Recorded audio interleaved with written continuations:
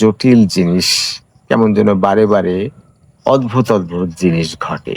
আসলে পুরাতন কেনা যেতে পারে, কিনতে পারেন। তবে আমার ভাগনার মতো একজন এক্সপার্ট থাকতে হবে। সে খুলে দেখবে রিফারবিশড কিনা। তার মানে হলো কোনো পার্টস বদল করা হয়েছে কিনা। এ ধরনের অনেক তথ্য আছে, আবার ইন্টারনেটেও আপনি পাবেন।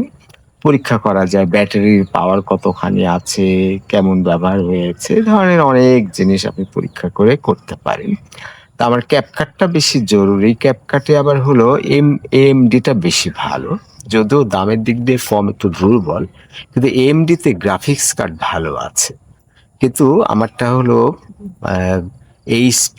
আমি Asus এর আরেকটা আমার ল্যাপটপ আছে, স্লো হয়ে গেছে, পুরাতন। তো সেইটা ছিল Asus, এটার কিবোর্ড ঠিক ছিল। কিন্তু এইটার যেটা হলো, এইটার কিবোর্ডের মধ্যে একটা FN একটা ফাংশনের কি আছে, যেটা বাম পাশে শিফট নাই, ডান পাশে শিফট আছে। ফলে কিবোর্ডের দিকে আমি অত খেয়াল করতে পারিনি। আমি কম দামে একটা কিনতে চেয়েছি। কনফিগারেশন খারাপ না। Pro notebook 430 G7। তো সেটা কম্পারেটিভলি দামে খুব বেশি না। ওই ধরে নেওয়া যায় 35,000 মতো। কারণ ওই যে কিবোর্ডের জন্য 2,000 টাকা দিই।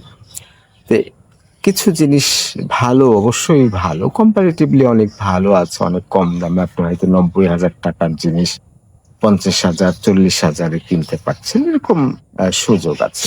তারপর মোবাইলেও মেলা রিভিউ থাকে। মোবাইলও আমার একটা নেওয়ার ইচ্ছা, কিন্তু ওই যে একটু কনফিউশন যে কোথায় একটা ত্রুটি থাকলে তারা পুরাতন বেচে দেয়। আবার কেউ শখের বশে বেচে দেয়। তো ত্রুটি থাকা অবস্থায় যদি বেচে তাহলে অনেক ধরনের রিস্কি। তা আমার যেটা আরেকটা ল্যাপটপ, যেটা Asus এর কথা বলছি, দুর্বল হয়ে গেছে। এটা আবার বেশ কিছুদিন পর, পর স্টার্ট নেয় না, মানে কারেন্ট দিলে কাজ করে না। তখন আমার ভাগনা একটু খুলে একটু ঘাঁটলে আবার ঠিক হয়ে যায়। তো এটা কিন্তু আমি সহজেই বিক্রি করে দিতে পারি। SSD কার্ড আছে, 1 টেরাবাইট হার্ড ডিস্ক আছে। সমস্যা নাই। কিন্তু সমস্যাটা হলো আমি যখনই বেচে দিব ভালো চলবে। কয়দিন পরে যখন বন্ধ হয়ে যাবে, তখন বিষয়টা খুব নোংরা হয়ে যায়। তো আমার এই ল্যাপটপটাও তার এই সমস্যা ছিল, কিবোর্ডের ঝামেলা করছে। তারা হয়তো এটাকে পার করে দিতে চাচ্ছে। ওই মুহূর্তে এমন একটা বড় সমস্যা মনে হয়নি। কিন্তু পরে দেখা যাচ্ছে যে অনেক বড় সমস্যা।